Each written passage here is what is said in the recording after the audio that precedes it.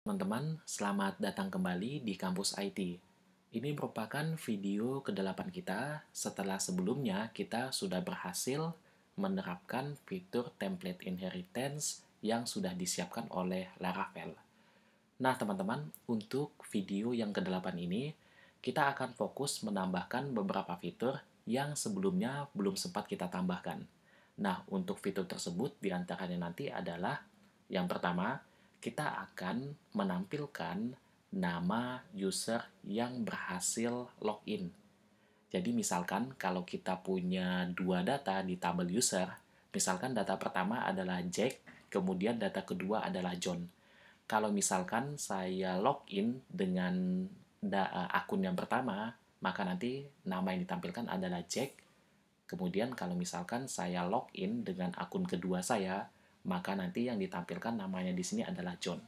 Jadi bisa kita simpulkan, yang akan ditampilkan di sini adalah nama user yang berhasil login. Seperti itu. Nah, kemudian untuk fitur selanjutnya, kita akan menambahkan proses untuk logout. Jadi ada proses untuk login, ada juga proses logout-nya, seperti itu. Baik teman-teman, kita langsung saja masuk ke fitur yang pertama, yaitu menampilkan nama user yang berhasil login. Nah, untuk menampilkan nama user ini itu tidak terlalu sulit ya. Jadi teman-teman hanya perlu ke file app.blade-nya di sini. Kenapa kita menuju file app-nya? Karena kita akan menambahkan kodenya itu di bagian drop-down ini.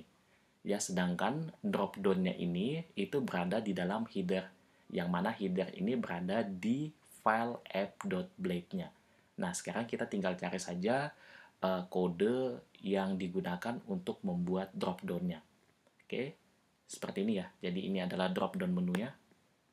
Nah, kita tinggal cari di sini saja string user ini atau tulisan user ini. Oke, yang ini ya. Nah, ini kita hapus saja, teman-teman. Kemudian, nanti teman-teman bisa ganti dengan kode seperti berikut. Out, kemudian user, kemudian di sini kita tambahkan tanda panah. Oke, kemudian nama. Oke, jadi nama yang ada di sini itu disesuaikan dengan atribut yang ada pada tabel usernya.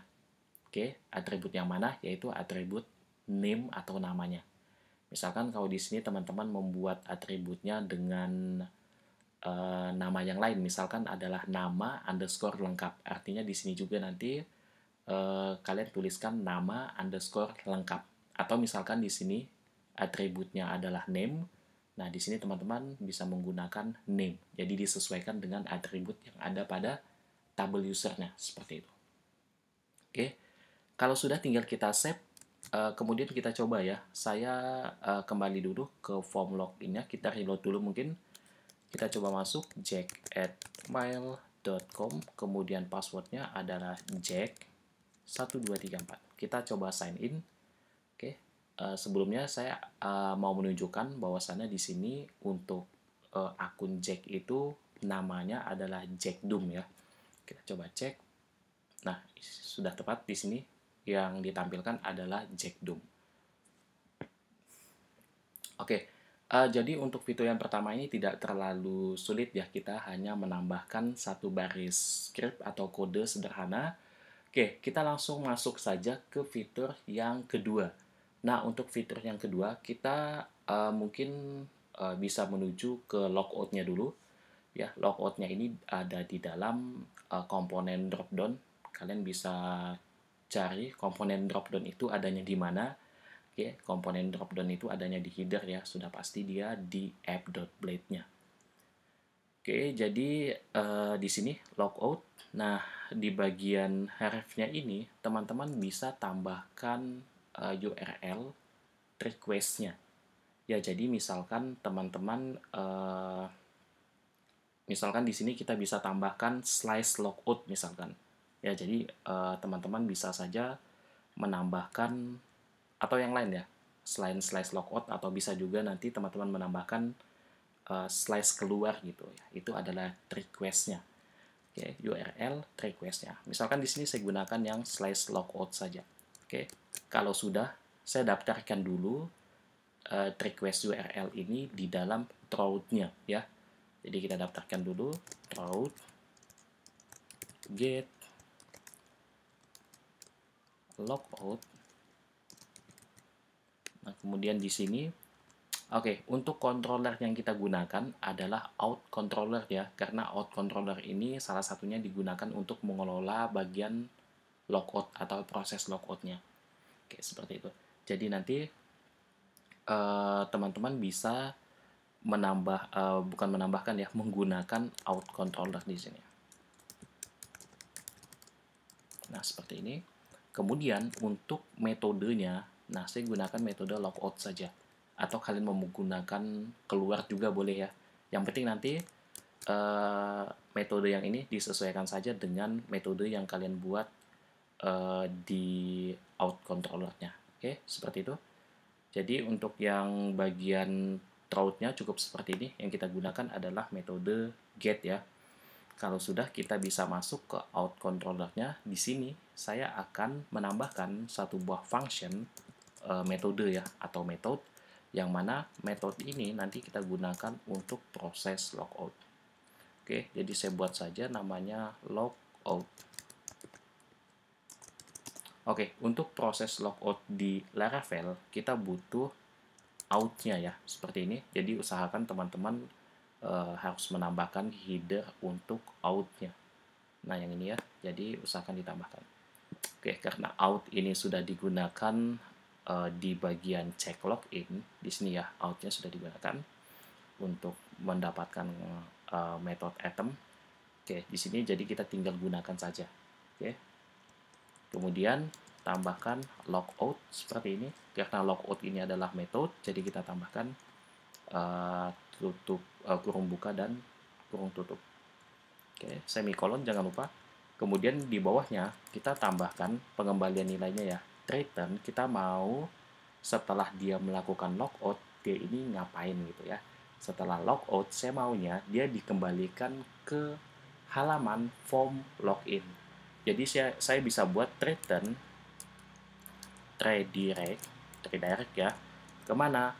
Ke slice login seperti ini. Jangan lupa semikolonnya.